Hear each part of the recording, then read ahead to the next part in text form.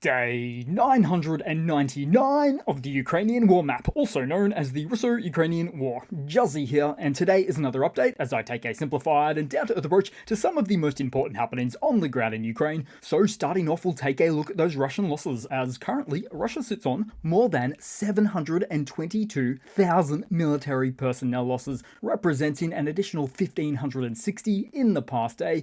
Then as for hardware losses, 15 tanks, 38 APVs, 30 artillery, and one new authorization for Western-provided missile strikes on Russian territories. So to interrupt the regular broadcast today, because in a significant policy shift, the Biden administration has authorized Ukraine to employ US-supplied long-range missiles, specifically the ATACMS missiles, to strike at high-value military targets positioned inside of Russia's borders. This decision follows and is influenced by Russia's recent deployment of North Korean troops to support its operations against Ukraine. The new authorization reportedly extends to other Western long-range weapons, such as the British Storm Shadow and French Scalp cruise missiles, as they incorporate some US technology, thus subjecting these missile types to certain compliance regulations. So to break down the implications of this newly enhanced Ukrainian capability, and for instance, looking at the 300-kilometer ranged ATACMS missiles, or about 190 miles, where some tend to argue it's not a big deal, that it's just a bit further range than a standard HIMARS GIMLARS rocket at 88 kilometers, those ones, which have seen some use in Kursk already. However, there's much more to it than that, as the GIMLARS rockets are capable of hitting targets at the front or near to the front. However, the ATACMS option transforms this dynamic into an operational tactical missile system capable of inflicting damage deep into the rear, which means this can radically change the entire layout of military operations because it immediately leads to Russian strategic facilities coming under threat, such as barracks, power plants, metallurgical plants, oil and gas infrastructure, and certainly logistics and support targets that Russia needs in order to mount effective attacks on positions of the AFU. This new range capability also extends to other important facilities, truly a target-rich environment that has a major impact on both the Russian economy and the country's military-industrial defense base. And let's not forget about the Russian air bases as well. Russia can forget about operating out of those airfields within ATACMS range, which thereby puts additional strain on Russian jet aircraft that are used quite a lot at the front lines as a means of supporting strikes. Air support. So even right now, straight up in this minute, without even just a single ATACMS strike deep into the Russian rear, this change in policy is already having its effect, where many elements of the Russian military are surely scrambling for their exit strategies deeper behind Russian lines. Or it's plausible to actually postulate that they're not making any strategic changes, taking a reactionary approach as we've seen their military do time and time again, which makes you almost feel sorry for their military. Now, according to various reports, this new weapons authorization will be used initially against Russian and North Korean forces in the Kursk region, which is a fair expectation, but it could also be a report that is just simply propagated to lull the Russian MOD into a false sense of security. But how critical is the usage of ATACMS against the Russian military when isolated to Kursk? Because although it would be very useful, Russian and North Korean positions are already well and truly within range of a HIMARS strike, and that's what this circle represents. In fact, if we are to take a look at some other Ukrainian-operated weapons, such as, let's try the first-generation Vilka, where when we place this one on the map, its 150-kilometer range certainly starts to dwarf the size of the Kursk Oblast, which reaches up to about 150-200 kilometers away, depending whereabouts on the border. And this infographic simply shows the first gen, as I mentioned there. There's a second gen now coming out soon, really soon. So the point being is that there may be more limited use, just to get the ball rolling, so to speak, for ATACMS in Russian territory, where you could quite easily imagine a whole plethora of other targets outside of Kursk, still in Russia, that the ATACMS platform would be very keen to target upon. So the Russian response to all of this? Well, Russia pulled out its biggest weapon of this war, the threat. as the Kremlin once again issued warnings stating that Ukrainian-operated Western-supplied missiles used on Russian territory may cause a lowering of the nuclear attack threshold, even if attacked by non-nuclear tactical missiles. So once again, this is the threat, the nuclear threat, coinciding with previous red line nuclear threats just prior to Ukraine's introduction of Western tanks, Patriot systems, cruise missiles, jets, and yes, the ATACMS missiles. But not this time, last time when they were originally introduced. Of course, allowed for strikes on Ukrainian territory, even the Russian annexed territories. So with this latest red line of a threat, apparently Russia sets the rules of warfare and are allowed to launch missiles at Ukraine, including the use of North Korean ballistic missiles. But evidently Ukraine's not allowed to have its own security partners as well, with which to defend its sovereignty with. And still, the Kremlin warned of the use of Western-supplied missiles on Russian territory as equating to a direct involvement of NATO in this conflict.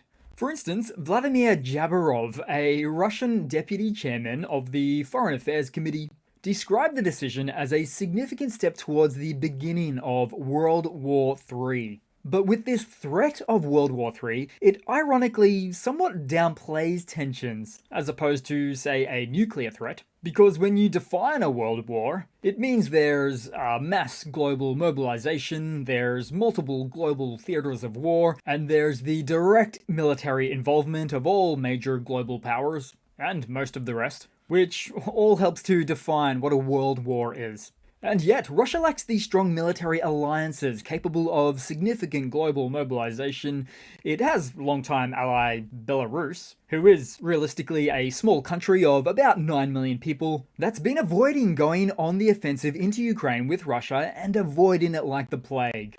Then there's Iran, knee-deep in their own issues with Israel right now. Then there's North Korea, technologically and logistically fraught with a wide variety of setbacks.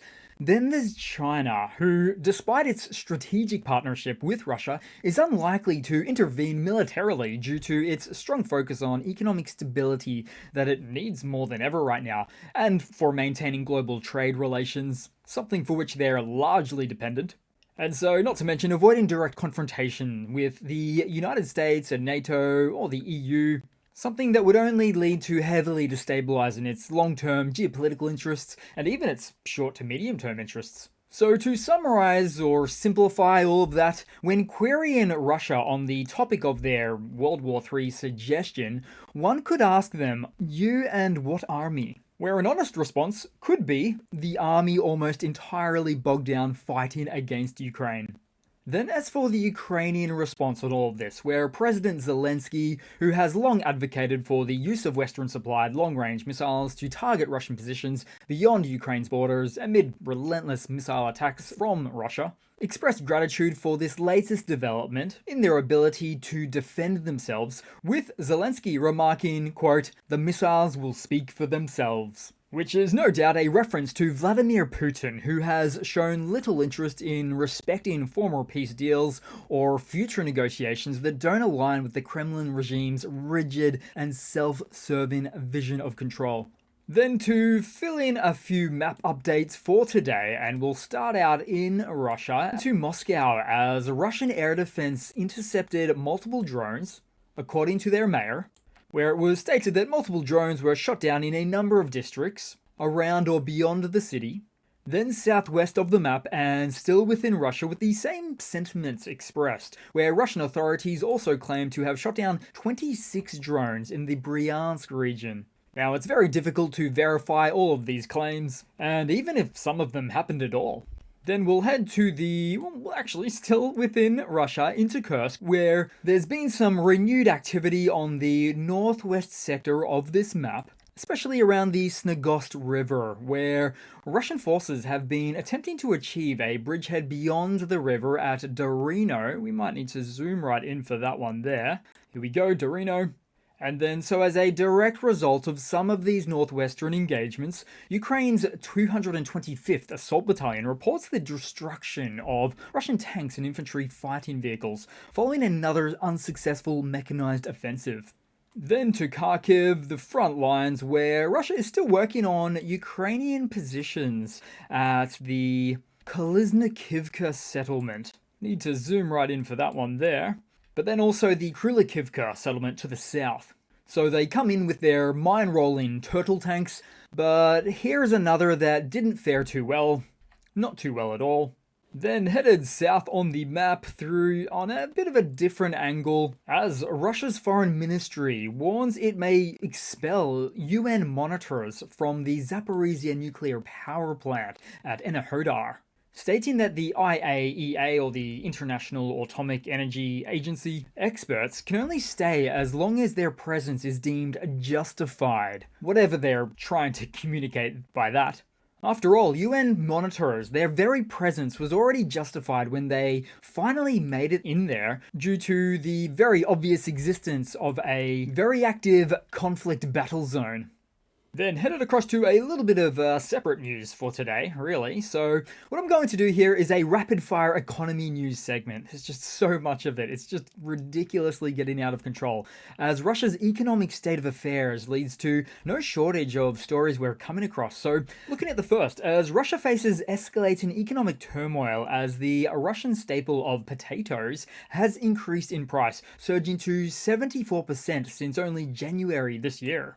Meanwhile, in some more Russian economy news, following the Russian central bank's move to increase interest rates from 19 to 21% last month, we now see mortgage rates that are skyrocketing to 28% and beyond, some even 29%, seen also as per an opening meme that I used the other day, all as the country appears to be on the brink of a significant upheaval. And that might sound like an exaggerated or melodramatic comment, but mortgage rates are hitting almost 30%, clearly far from sustainable, as Russia has no option but to increase interest rates to avoid further inflation as they attempt to keep down those inflated potatoes, amongst all of the other consumer and industrial items.